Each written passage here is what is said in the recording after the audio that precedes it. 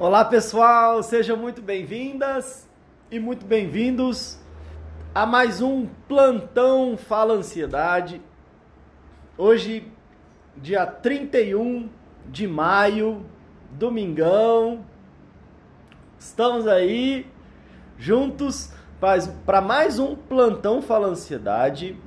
E o nosso Plantão Fala Ansiedade, como provavelmente vocês já sabem, é o momento que a gente entra aqui para tirar dúvidas, responder dúvidas, comentários, bater um papo.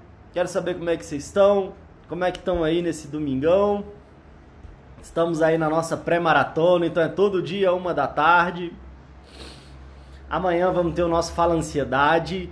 Logo mais à noite eu vou divulgar, a gente inclusive vai ter uma participação especial amanhã.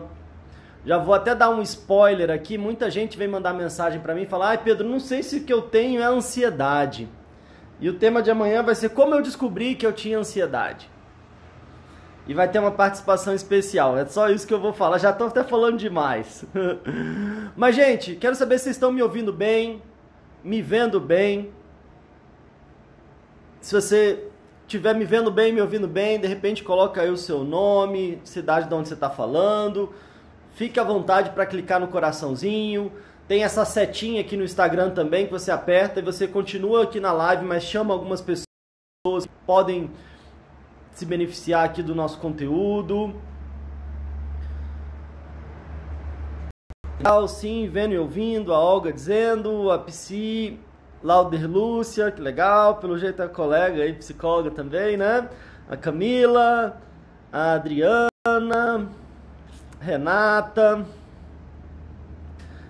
Valdenice, a Lúcia, Justina, legal, Tarciana, Will. Legal, gente. Vamos direto aqui aos comentários. Já tem um comentário aqui, então como eu falei, o nosso plantão é o momento que eu tô aqui com vocês, pra gente bater um papo, pra saber como é que vocês estão, pra responder perguntas, comentários. E se você tiver alguma pergunta ou comentário, fique à vontade. E eu já encontrei e já perdi um aqui, calma aí. Já vi o pessoal tá falando da onde fala. Eu vou responder essa primeira pergunta aqui pra gente já começar começando.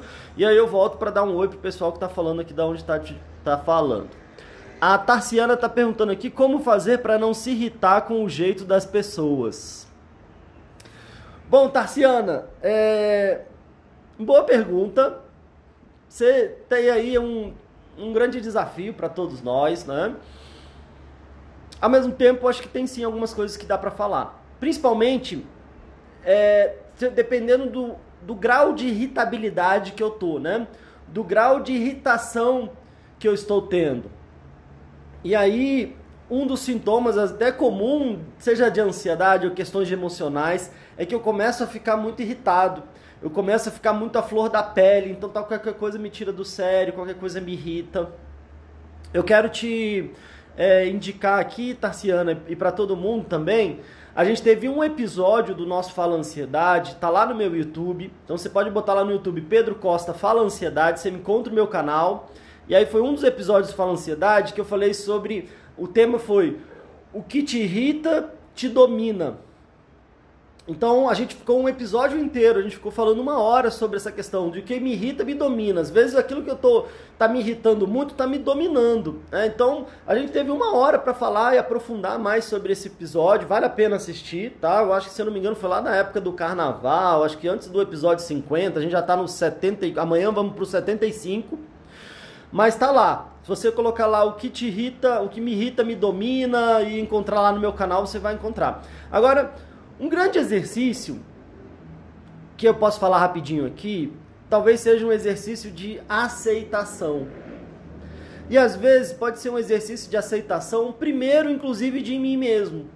Porque se eu perceber que eu ando muito irritado, se eu perceber que eu ando muito nervoso e tudo me irrita, talvez é um sinal de que existem questões a serem trabalhadas em mim.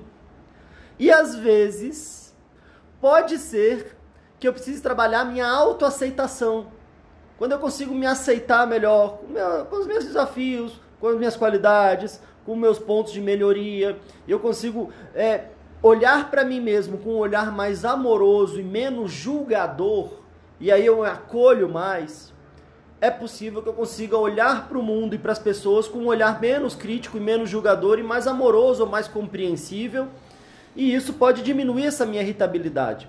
Ou eu também posso tomar atitudes em relação a assumir responsabilidade, porque se tem uma coisa me irritando, eu posso mudar de canal, eu posso falar, olha, gosto de você, mas esse papo aqui não tá legal pra mim, então tudo de bom pra você, mas eu vou seguir esse caminho, que eu vou fazer uma coisa que pra mim, que eu tô mais afim de fazer, que eu gosto mais.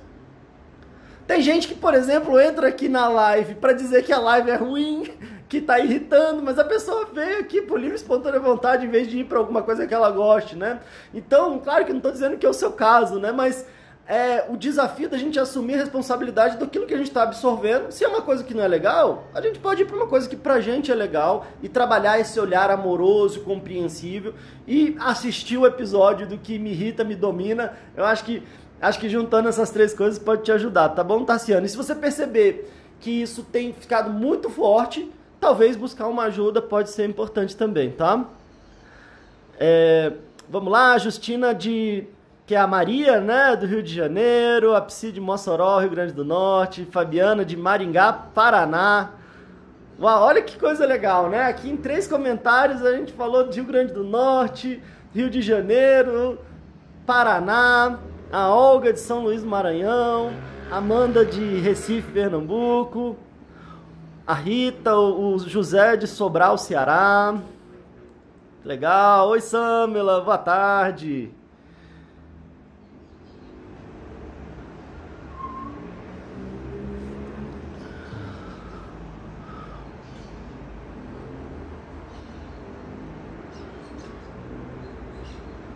Israel. Legal, pessoal. Opa, já tô vendo várias perguntas aqui, deixa eu voltar.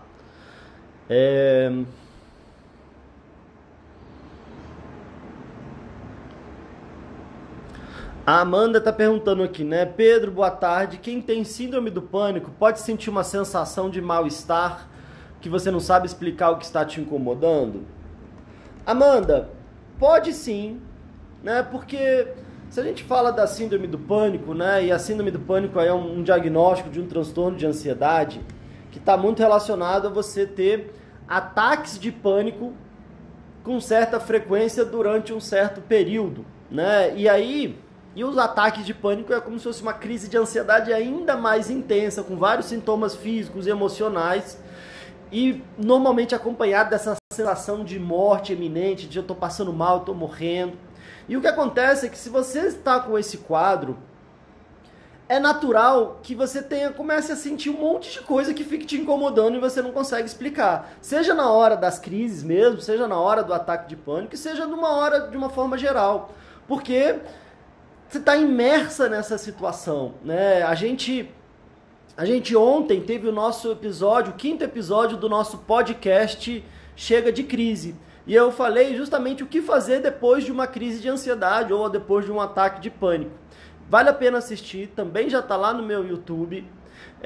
Pedro Costa Fala Ansiedade. E aqui, gente, não é que nem que eu queira ficar fazendo jabá do próprio trabalho, mas como eu falei, aqui a gente responde rapidinho e lá tem 1 hora falando sobre isso, tá? Então, e a gente está fazendo, então quando eu vou lembrando, vale a pena se você está sentindo alguma questão particular, inclusive às vezes ir lá no meu YouTube e dar uma passada geral lá nos Falas Ansiedade, nos 70 e tantos, muitas das coisas que você está sentindo, talvez eu já tenha um episódio falando sobre isso. O que não impede da gente vir e conversar e você perguntar ajuda outras pessoas aqui também, então tá tudo certo. Mas talvez pelo fato dessas questões neuroquímicas e emocionais estarem desreguladas dentro de você, ao ponto de você ter esses ataques, essas crises, às vezes de uma hora para outra, pode ficar sempre uma sensação de mal-estar junto.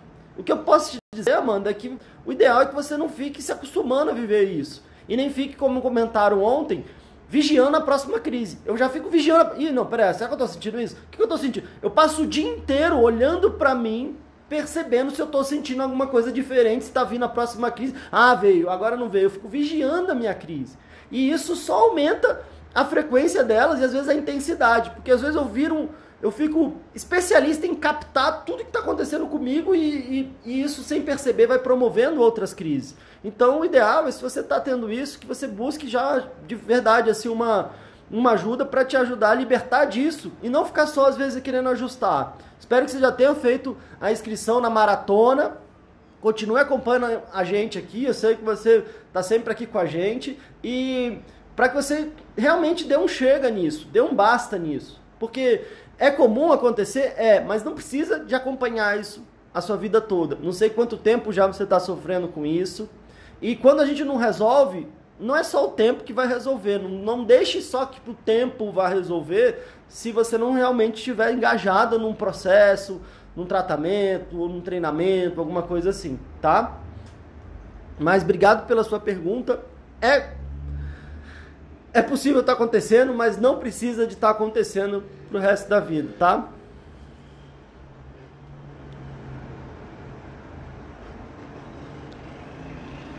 Vamos lá.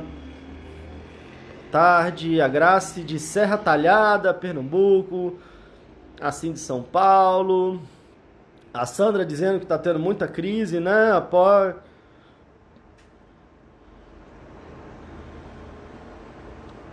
E aí a Sandra dizendo que está tendo muita crise e que vem acompanhada de muita náusea, né? E não está conseguindo se controlar. Bom, Sandra, então vou responder aqui o seu comentário também. Náuseas, enjoo, tontura, também são sintomas muito comuns, às vezes, das crises de ansiedade, né? Várias questões gastrointestinais. Então, às vezes, me sinto um enjoo, vem uma queimação, às vezes uma dor no estômago, né? A própria gastrite, a gente tem uma gastrite que ela tem um sobrenome, né? Que é a gastrite nervosa, que às vezes vem muito com o processo de ansiedade. Às vezes, questões intestinais também, mas às vezes me dá uma dor de barriga, me dá uma prisão de ventre, um desarranjo, e essas coisas vão meio que para um extremo ou para o outro. Já atendi muitas pessoas que tinham uma alimentação, não era normal, e de repente de processos emocionais complicados começam a desenvolver intolerâncias ou a síndrome do intestino irritável. E aí sabe o que acontece muito nessas questões? Às vezes a pessoa quer resolver a náusea, quer resolver a gastrite, quer resolver a intolerância, para de comer tudo, e aí tenta cortar isso, tenta cortar aquilo outro, mas muitas vezes demoram muito a buscar realmente um apoio emocional, até entender e acreditar que isso é um processo emocional, demora às vezes muito tempo, dependendo aí de cada pessoa, às vezes demora muito tempo. E aí o que eu posso te dizer, Sandra, é que às vezes só tentar ficar controlando isso também não é muito o caminho, né? A gente já falou inclusive sobre isso, sobre essa questão do controle. E aí muita gente aqui concordou, né? Às vezes até eu tô tendo crise de ansiedade porque eu quero controlar tudo. Eu não só quero me controlar, mas eu quero controlar todo mundo que mora na minha casa. Eu quero controlar meus filhos, meu marido, minha esposa. Eu quero controlar o clima. Eu quero controlar tudo que está ao meu redor. E aí quando as coisas eu percebo que estão fugindo do meu controle, me dá um pânico ainda maior. E aí tem uma grande ironia. Eu começo a ter crise de ansiedade, que é perder o controle das minhas funções mais básicas. Perco o controle da minha respiração, perco o controle do meu batimento cardíaco, perco o controle, às vezes, dessa sensação até da minha vida. Parece que a minha vida está escapando de mim. E aí, é importante entender que talvez se eu querer controlar mais ainda, talvez seja uma parte do problema a minha necessidade, meu desejo de controle. Que é importante que eu entenda e trabalhe isso, né? Porque querer controlar o mundo, além de ser algo impossível, é algo que nos gera ainda mais tensão, ainda mais ansiedade. A comparação que eu faço é querer abraçar o ar. Então eu posso querer abraçar o ar e passar o dia inteiro querendo abraçar o ar. Pergunta se o ar está ligando e ele vai ser abraçado por mim. Não, ele vai escapulir. Como a vida, quando a gente quer controlar tudo na nossa vida, ela acaba escapulindo e nos trazendo grande angústia, né? É claro que é importante entender de onde vem esse desejo de controle, ou às vezes é uma sensação de ter necessidade de ter tudo sob controle. Pode ser situações complicadas que eu passei ao longo da minha vida, onde talvez eu não tive controle e eu sofri muito, e aí às vezes de uma forma inconsciente eu acho que se eu tiver controle de tudo, eu vou estar bem. Só que aí o querer ter controle de tudo pode ser um dos elementos que estejam me adoecendo. E aí trabalhar a confiança versus controle. Se eu não me engano, eu já tive um episódio falando sobre isso. E aí por isso que eu digo que às vezes a gente precisa trabalhar essas questões emocionais, da gente se conhecer melhor. Porque às vezes eu quero só um remédio para parar de ficar enjoado, para parar de ter crise. Mas às vezes eu não...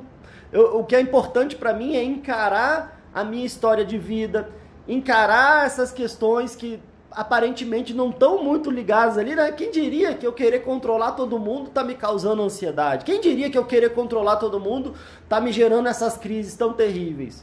Então fica aí já uma dica, uma reflexão para que você de fato supere isso. E não queira ficar controlando isso, porque pelo controle, às vezes o processo acaba piorando em vez de melhorar.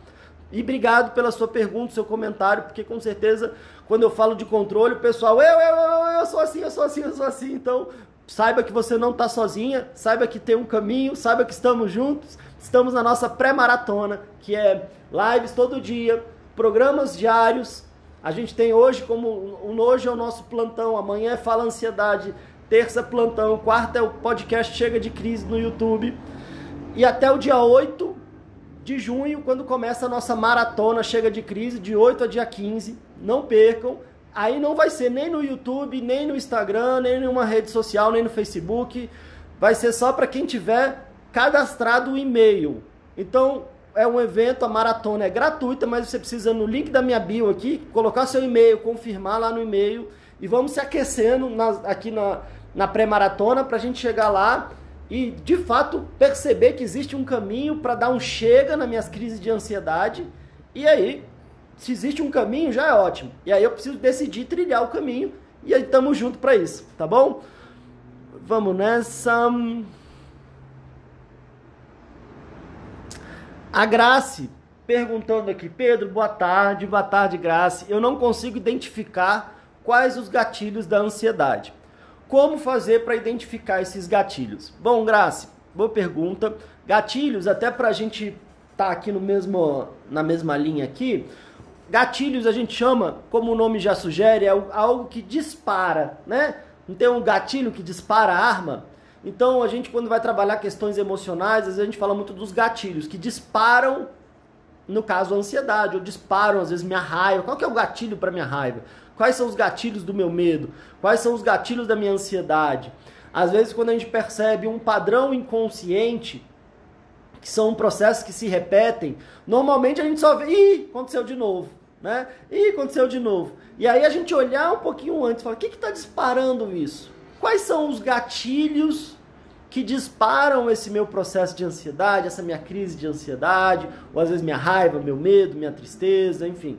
Quais são os gatilhos que me disparam, às vezes, a fazer um comportamento, ter um comportamento que eu já percebo que ele é um comportamento meio automático, porque quando eu vou, eu já vi, quando eu já olho para trás, eu falo, ih, fiz de novo, né? Então, Grace, às vezes é mais fácil identificar, às vezes você pode estar precisando de uma ajuda. Porque, como eu falei, quem diria que necessidade de controle pode ser um gatilho para a minha crise? Às vezes, quem diria que, de repente, uma rejeição que eu senti na minha infância pode ser um gatilho da minha ansiedade? Às vezes, uma sensação de não merecimento, às vezes eu me sinto inferior, uma sensação de inferioridade pode ser um gatilho. Porque quando a gente fala na questão da ansiedade, da crise de ansiedade, normalmente está relacionado a uma sensação de ameaça. Quando há um risco, alguma ameaça, o meu corpo naturalmente dispara um processo que tem a ver com eu me proteger, tem a ver com eu fugir ou lutar. Só que às vezes a gente não tem só ameaças físicas, a gente tem muitas ameaças psicológicas. Então o que está me ameaçando? Como é que eu me sinto ameaçado? Às vezes é o medo, às vezes é uma incerteza, às vezes eu já tô muito à flor da pele. Então se a pessoa olha para mim e fala, bu, é um gatilho. Mas não que a culpa é de quem falou o bu. E também a ideia não é querer buscar culpa aqui, mas é trazer compreensão. Talvez, como a colega falou da irritabilidade, a gente não sabe, mas às vezes eu tô tão à flor da pele que qualquer coisa pode ser um gatilho. Tem uma música do Zé Cabaleiro que fala, ando tão à flor da pele que qualquer beijo de novela me faz chorar, né? Então, é importante a gente perceber e se conhecer melhor E aí pode sim, de fato, existir uma infinidade ali de gatilhos, né? E se você está tendo dificuldade de identificar e de descobrir, vale a pena olhar mais profundamente para você mesmo, para os seus sentimentos, para as suas emoções, aumentar o seu nível de percepção da sua ansiedade e tentando dar uma olhada no que está acontecendo ali por trás. Muita gente chega para mim e fala: Pedro, já não tem gatilho nenhum, eu acordo de madrugada tendo crises, que são horríveis. E eu estava dormindo. Então, meu sonho é o gatilho. Chega a um ponto que a gente talvez não precise nem de gatilho mais, pelo tanto de que isso foi se escalonando. E sabe o que normalmente isso vai escalonando? Quando a gente vai ignorando, quando a gente não vai, de fato, buscando uma ajuda, e aquilo vai tendo que gritar cada vez mais, a situação vai ficando mais complicada. Então é bom avaliar que momento você está diante disso, ter esse olhar, esse processo mais profundo de olhar para si mesmo, e às vezes perceber que talvez você vá assim, pode ser interessante buscar uma ajuda profissional, buscar alguém que possa, através de exercícios, de técnicas, de toda uma dinâmica, te auxiliar nesse processo, de se conhecer melhor. E sabe o que às vezes pode ser um gatilho? O que você anda falando, pensando, imaginando. A nossa mente, ela é capaz de produzir sintomas muito complicados e ao mesmo tempo de quase que fazer eles sumirem instantaneamente, como eu falei ontem, que às vezes eu tô tendo uma crise terrível, eu acho que eu tô morrendo, chego no hospital, e quando eu chego no hospital, eu mesmo que de forma inconsciente, eu me sinto seguro, que agora se eu estiver morrendo aqui, vão me ajudar. E só eu pensar isso, sentir isso, sem nem ter consciência que eu tô pensando isso, já é o suficiente para me acalmar. E aí, como eu falo, chego lá no médico e falo: eu te juro que eu tava morrendo há 10 minutos atrás. E eu tô até sem graça aqui, mas eu te juro que era real, eu tava sentindo isso tudo, eu não estaria aqui de bobeira, aqui não teria vindo desesperado, achando que eu tava morrendo, mas agora eu tô com vergonha de dizer, mas parece que passou. Então, até o que eu falo, o que eu penso, o que eu imagino, podem ser gatilhos, e aí eu preciso então trabalhar essa gestão dos meus pensamentos, do que eu falo, do que eu absorvo e tudo mais. Ou seja, existe uma gama de possibilidades aí, tá, Graça? Obrigado pela pergunta, tudo de bom pra você.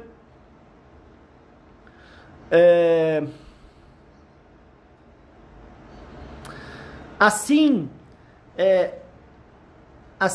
Eu acho que é assim, né? Que é a Kinágua, né? Assim, tá dizendo: como ser mais autoconfiante? Isso está desgastando o meu relacionamento. Sim, posso falar algumas coisas sobre isso? Tá ficando até meio repetitivo, né? Mas eu tenho também um episódio lá do Fala Ansiedade no YouTube que fala sobre ciúmes. Esse é bem das antigas ainda. Vale lá procurar no YouTube. Mas, Pedro, eu tô falando de autoconfiança e desgaste de relacionamento. O que isso tem a ver com a ansiedade? O que isso tem a ver com ciúmes? Então eu quero falar rapidinho, como eu falei, tem um episódio inteiro lá que a gente aprofunda mais, tá? Mas assim, essas coisas podem estar muito ligadas. Porque a autoconfiança, talvez uma falta de autoconfiança, pode ser o quê? Uma insegurança, né? E quando eu estou me sentindo inseguro, isso tende a me deixar mais suscetível a possíveis ameaças, né? Eu me sinto mais ameaçado, eu me sinto mais inseguro, às vezes eu me sinto meio que incapaz de lidar com as questões que possam aparecer. E às vezes essa insegurança pode ser também uma base, então, para minha ansiedade. Essa insegurança pode ser uma base para complicar o meu relacionamento, porque aí eu quero ficar vigiando e controlando o outro o tempo inteiro, ou a outro o tempo inteiro. E aí eu fico morrendo de ciúmes. Às vezes, sem perceber, eu com esse movimento eu acabo afastando a outra pessoa, porque eu acabo criticando, julgando, querendo vasculhar, querendo fazer tudo, querendo sufocar a outra pessoa. O que ela normalmente faz? Ela vai se distanciando, né? Ou às vezes a gente vai entrando num conflito, numa relação muito conflituosa. Então, interessante a sua pergunta, porque você já vai ali no sentido de quero ser mais autoconfiante, quero aumentar a minha confiança. Isso é muito interessante, né? Porque quando a gente fala no ciúmes e a gente fala de relacionamento, e eu falei isso lá no episódio, às vezes a gente fica assim: não, mas o outro, eu tenho que confiar mais no outro. Ele não está ainda demonstrando que eu posso confiar muito, ou ele fez ou ela fez aquilo, então eu não posso confiar nele, e aí ele não está me dando confiança, então eu tenho que vasculhar, eu tenho que ficar em cima, eu tenho que sufocar.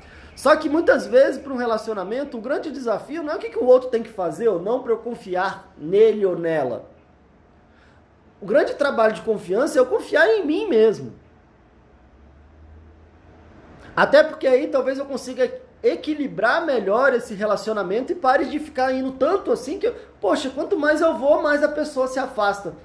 Aí a gente pode entrar até numa reflexão da física, né?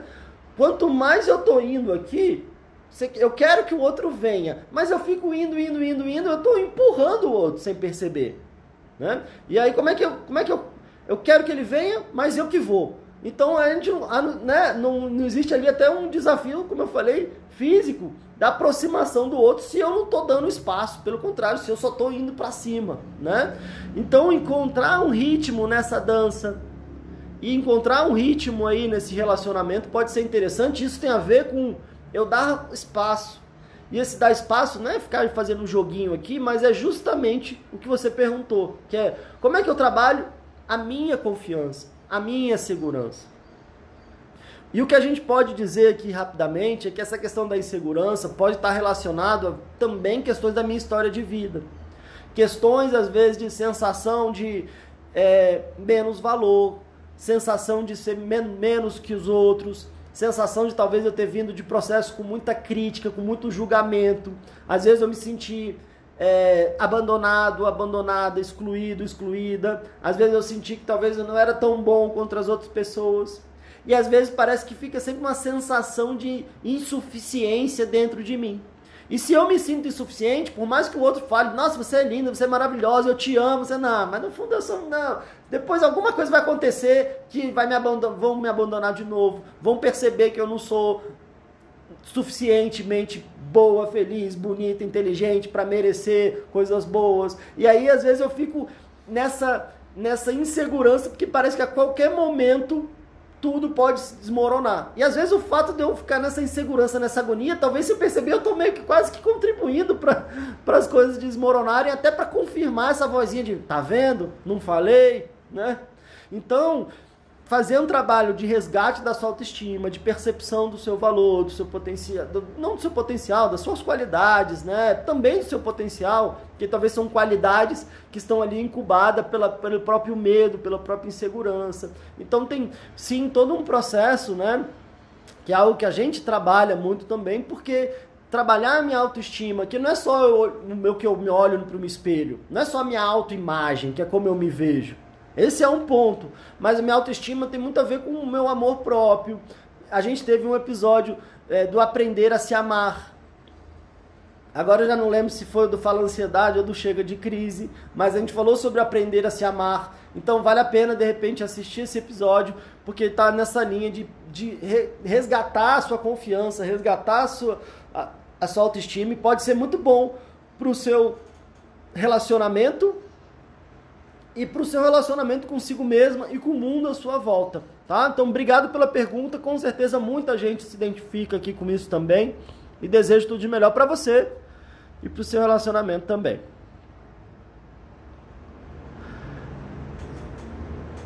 O Douglas aqui se identificou, né? Comigo é assim, fico vigiando as crises de ansiedade. Sabe, Douglas, ouvindo muita gente falar, eu até já... a gente vai... É provável que a gente trabalhe isso, inclusive, na nossa maratona Chega de Crise, que a gente está preparando aqui com muito carinho. E esse é um desafio, porque muita gente tem isso. Eu viro o vigia de crise, eu viro o vigia da minha ansiedade. E aí, assim, às vezes, chega num momento complicado que eu acabo paralisando tudo, porque agora eu tenho que assumir esse papel de vigia. E eu fico vendo se eu estou respirando, vendo se meu coração está batendo, medindo a minha pressão, estando super atento a qualquer coisa que está acontecendo comigo. E adivinha, aonde eu trago o foco tende a aumentar. E aí isso vai virando um grande ciclo vicioso, porque quanto mais eu vigio, mais tenho crise, mais eu digo, tá vendo? Eu tenho que ficar vigiando mesmo, porque daqui a pouco eu vou ter outra, e vai que a crise me pega de surpresa e eu não tava aqui olhando e vigiando, e aí eu fico vigiando mais, e aí ela vai aumentando, e aí daqui a pouco a minha vida tá parada por conta disso, né? E um padrão complicado. Então, muita gente se identifica com isso, a gente vai falar sobre isso, inclusive na nossa maratona, tá? Algo dizendo, eu tô fazendo isso, o pessoal se identificando aqui, né? Eu estou com esse costume, tá vendo?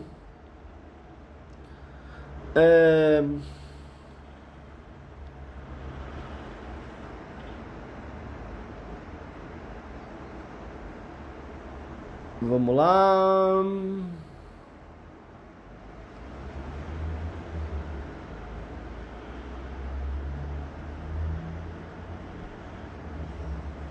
Olha, a Aparecida está fazendo uma pergunta interessante aqui, ó.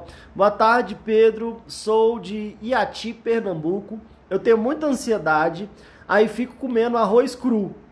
Aí fico com mais calma, mas passa até a fome. O que eu faço? Bom, Aparecida, é interessante isso que você está falando. Essa questão, às vezes, da ansiedade, às vezes vem uma agonia.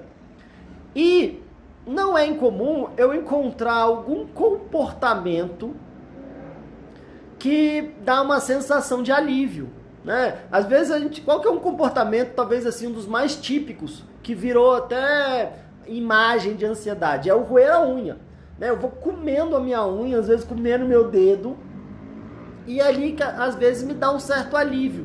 Eu nem vejo, quando eu vejo, já estou fazendo, e aquilo virou um grande hábito, que me traz um alíviozinho, mas às vezes depois acaba me trazendo dificuldades. Tem muita gente que relata, Pedro, mas minha unha não aguenta, ou machuca meu dedo. Eu já acompanhei pessoas que ruíam a mão, a unha das mãos, depois ruíam a mão dos pés. Primeiro, porque conseguia alcançar, colocar o pé na boca. Então, normalmente, às vezes eram crianças, adolescentes, né? Ou pessoa que, enfim, de qualquer jeito, não estou falando, o pessoal já vai querer tentar aí, né? Peraí, você não consigo ver o do pé. Mas não é brincadeira não, é verdade. E aí, existem vários tipos desses comportamentos. Uns mais usuais, mais comuns, que é esse que todo mundo olha, né, e percebe que às vezes ali a roer unha tem a ver com trazer um certo alívio, mas às vezes pode estar gerando outras complicações. O comer, de uma forma geral, muita gente desconta a ansiedade em comer arroz cozido, com feijão, com um monte de coisa junto. Normalmente, às vezes, aqueles biscoitos, coisa doce. Às vezes tem gente que vai para compra e aí eu quero gastar e acabo me endividando depois. Às vezes eu vou pra, sei lá, tem gente que vai pro sexo, por exemplo, e aí eu começo a querer fazer sexo o tempo inteiro, porque talvez é um alívio que eu tenho ali. E, enfim, vários desses comportamentos, quando a gente fala um comportamento compulsivo, né, que é aquele que eu vou fazendo e eu já nem percebo e vou fazendo. Às vezes eu vou para alguma droga lícita, ilícita, né? Então, e aí o grande desafio é que a gente quer focar na coisa em si. Então eu quero focar no sexo, vou focar na droga, vou focar na comida, vou focar na unha. E eu esqueço de perceber que tudo aquilo, ou vou focar na compra. Agora, o que eu preciso entender é que esses comportamentos estão vindo para tentar administrar uma coisa que vem antes, que é a minha ansiedade, que é a minha agonia, e às vezes eu fui encontrar, como no seu caso, você encontrou ali, comer um arroz cru.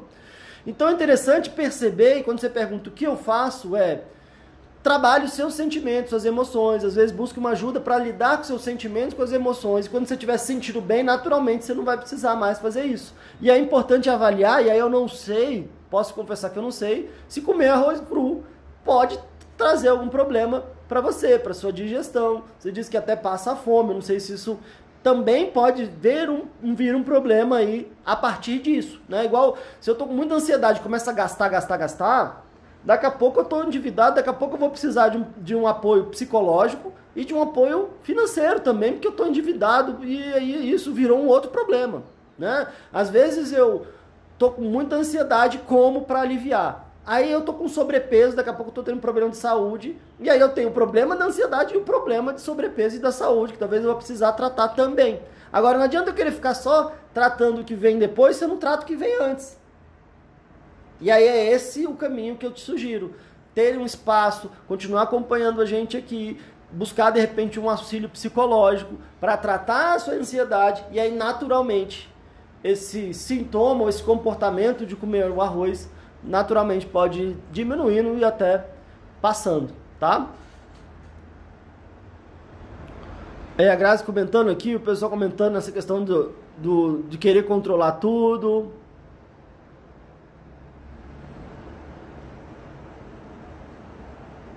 A Olga está dizendo, o ruim é que os médicos a quem recorri não deu certo. Olga, então deixa eu te falar uma coisa para você e para todo mundo aqui. Você pode ir no... Olha, é difícil falar isso, mas o que eu ia dizer? Você pode procurar o melhor médico do mundo, porque não é com o médico que você trata isso. O médico, o que o médico tem? Remédio. E o remédio, ele vai, no máximo, te trazer um alívio, mas não vai tratar seus processos emocionais. Não foi para isso que o médico estudou. Talvez, como o caso do Carlos Henrique, que ele foi estudar a terapia, processos terapêuticos, por exemplo. Porque ele percebeu que, como médico, existia uma impotência ali, porque não era só com remédio que as pessoas iam se resolver. Então, se você ficar só procurando o médico, infelizmente, talvez não seja nem a questão do médico em si, é a questão do tratamento, né? Sei lá, como é que eu posso dar um exemplo aqui? Deixa eu pensar num exemplo.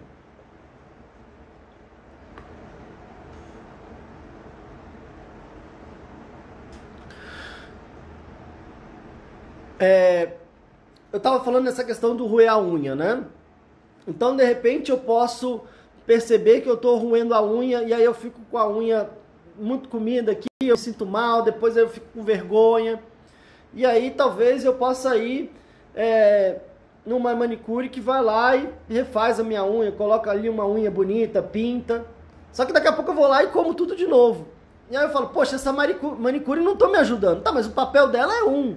O que está causando aqui o roer a unha é outro. E aí não é a manicure que vai me ajudar nisso, né? Talvez eu tenha que tratar os meus sentimentos, minhas emoções. Normalmente, terapeutas, psicólogos são pessoas que estudaram para auxiliar as pessoas a lidar com as próprias emoções.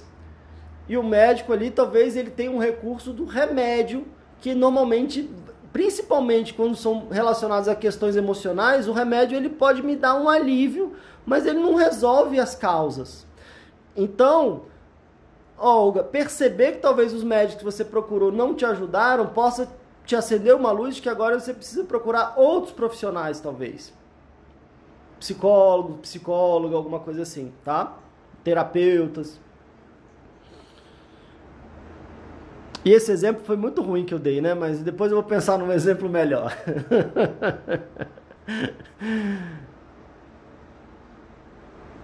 A Roseli está dizendo aqui, tenho muita dor no estômago, muita ansiedade, refluxo.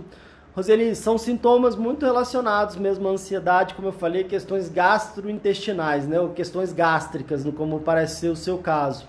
E aí, fica também a grande dica. Enquanto eu quero resolver o problema do meu estômago, eu esqueço de resolver o que está me causando o problema no meu estômago. E por incrível que pareça, o que está causando não tem nada a ver com o estômago. Então não é no estômago que eu vou resolver.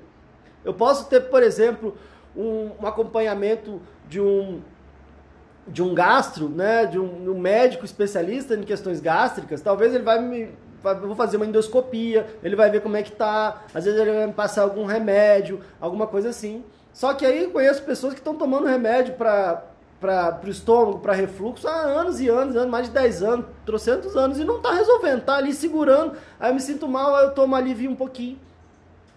Porque às vezes eu preciso talvez tratar as minhas questões de ansiedade, às vezes minhas emoções, às vezes minhas raivas, essa que eu falei do controle, às vezes as situações que eu estou vivendo na minha vida que estão sendo muito difíceis de lidar. É só você pensar, quando é que seu estômago ataca mais? Às vezes acontece alguma coisa que de repente você sente que, nossa, aí pega a dor vem mais forte.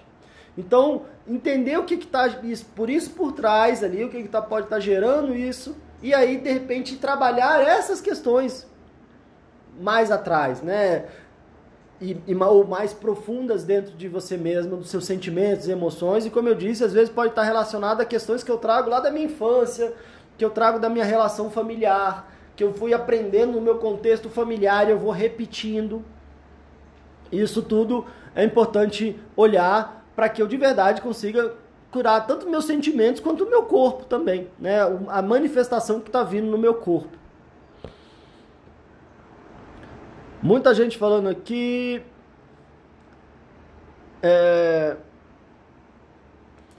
sobre a questão da crise. E assim falou, como se amar, se aceitar, ser sua melhor companhia. Olha, assim, esse é um grande desafio. E talvez seja um desafio mais importante.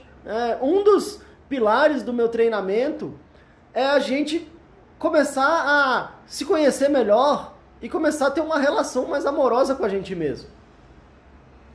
Tem uma frase do Oscar Wilde, que eu inclusive até anotei ali no meu quadro, que é: amar a si mesmo é um começo de um romance para a vida inteira.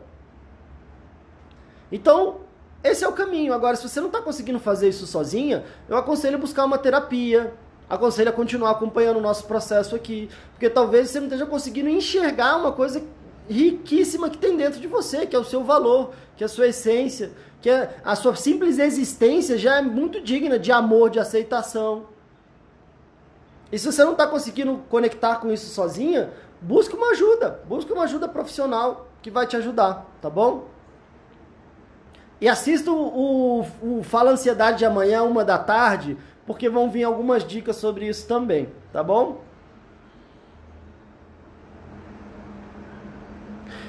E a Tarciana perguntando aqui, quando coisas do passado você sente no presente? Aí, Tarciana, normalmente isso significa de que são coisas do passado que não foram resolvidas.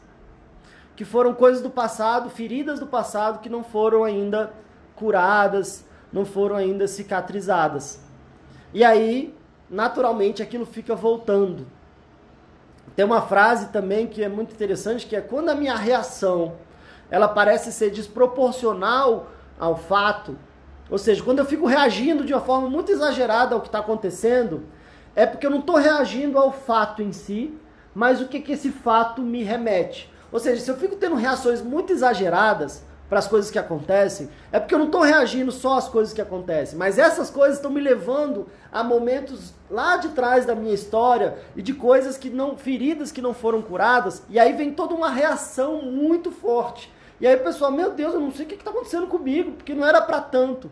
Mas às vezes não era para tanto o que aconteceu hoje, mas o que aconteceu lá atrás, e que às vezes a gente fica tentando ignorar e varrer para debaixo do tapete, aquilo sim precisa de atenção, precisa de um olhar, precisa talvez de um movimento de ressignificação, que é conseguir dar novos significados, que aí naturalmente você vai conseguindo curar essas feridas lá de trás. Enquanto a gente só quer botar uma pedra em cima, trancar dentro de um armário, e se elas ficassem quietinhas lá embaixo da pedra, dentro do armário ou debaixo do tapete, seria ótimo, mas infelizmente elas normalmente não ficam, e às vezes elas ficam pelo contrário, querendo voltar e atrapalhar a nossa vida, mesmo que a gente não identifique que é uma questão do passado. Então já é bom que você já está percebendo que existem questões do passado mal resolvidas, e aí existe todo um processo também para te ajudar com isso. Mesmo a orientação, se você não estiver conseguindo fazer isso sozinha, às vezes uma ajuda profissional pode ser importante, e é por isso que como é que eu gosto de trabalhar, como é que a gente tem isso nos nossos treinamentos e atendimentos.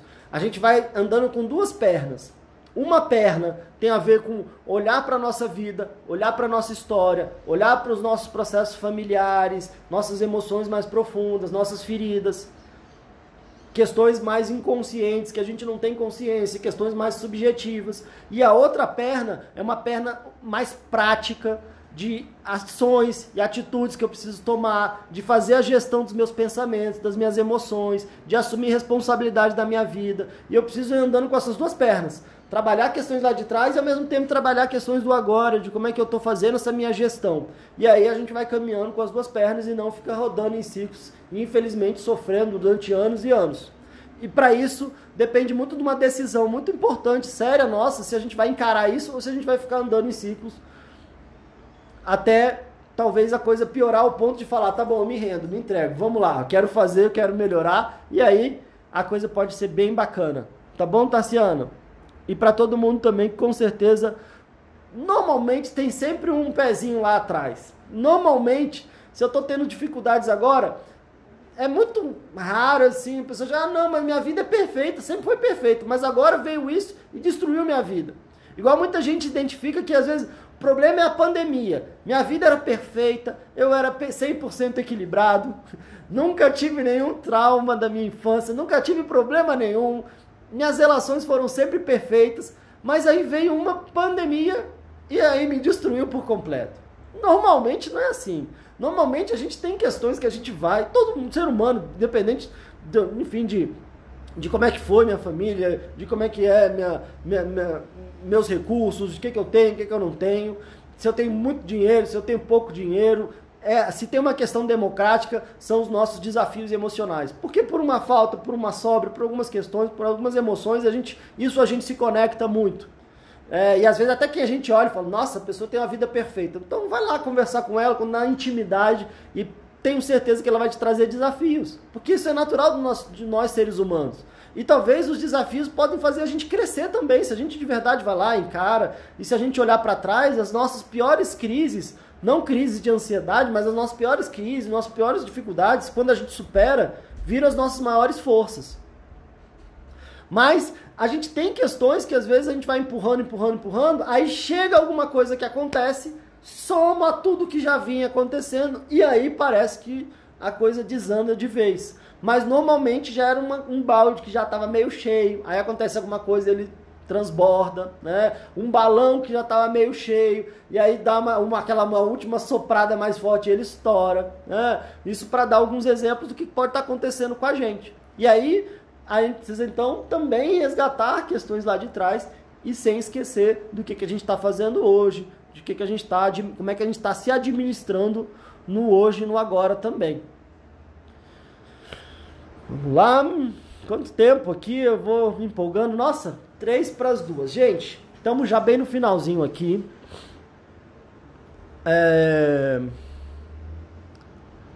Eu sei que ficou aqui um monte de comentário. Muita gente aqui concordando, né?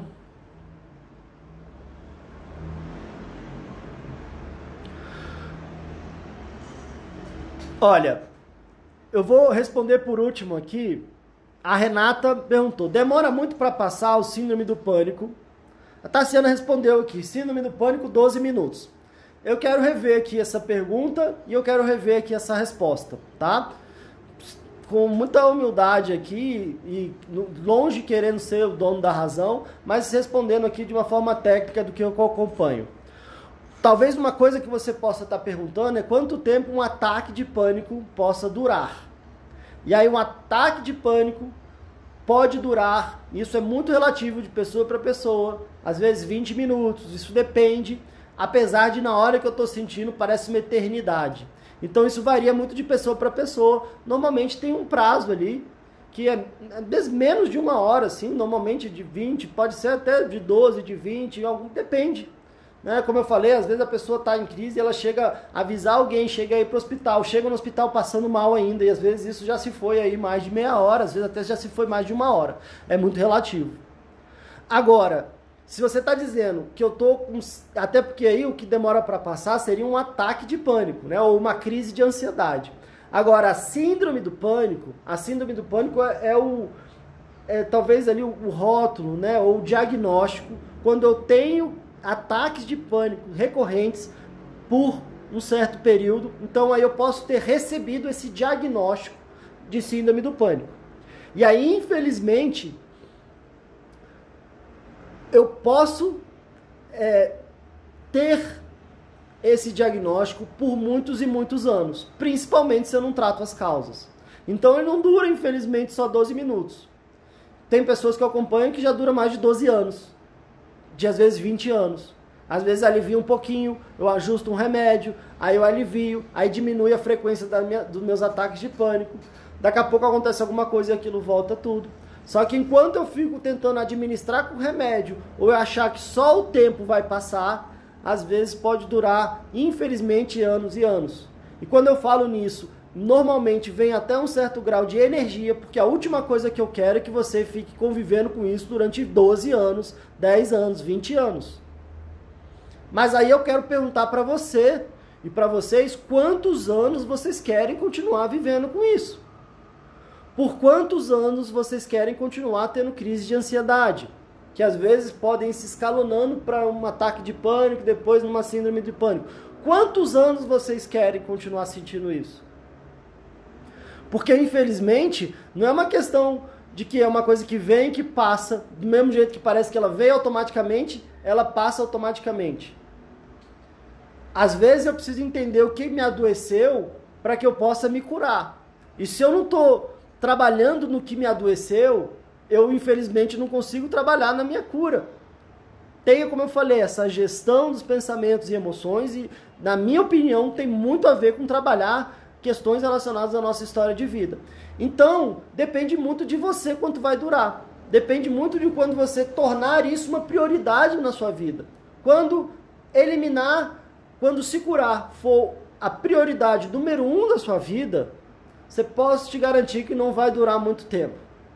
Enquanto for a última prioridade da sua vida, enquanto tudo for mais importante do que você e a sua saúde emocional, aí infelizmente isso pode continuar por muito tempo. Então, depende demais.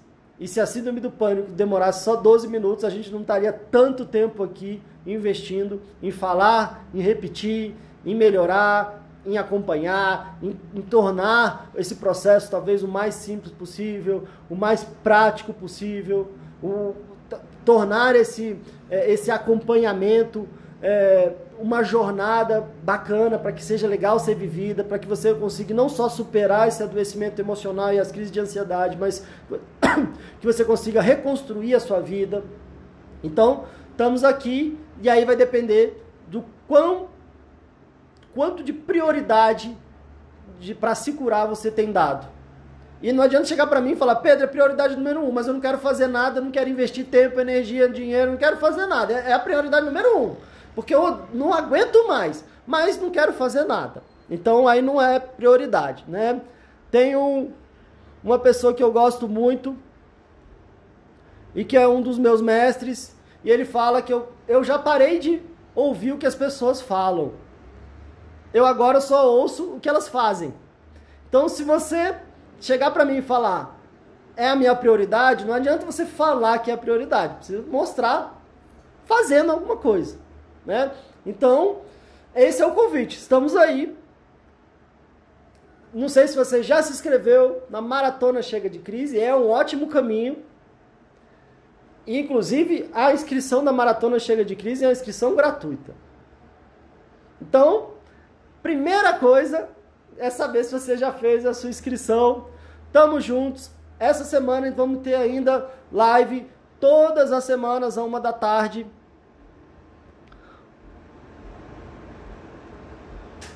Opa, minha filha entrou aqui.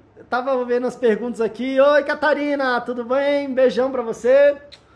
Papai já tá terminando a live aqui.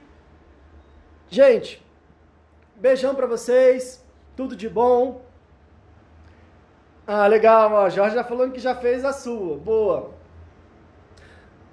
Na minha bio, é só você ir na minha bio do Instagram, vai ter lá um link, você clica lá, bota seu e-mail, confirma o seu e-mail, e aí você tem que confirmar lá, se aparecer a confirmação, aí isso é sinal de que você já está inscrito. Não vamos entrar numa maratona de bobeira, então vamos se aquecendo aqui todo dia, 13h, até o dia 8 de junho.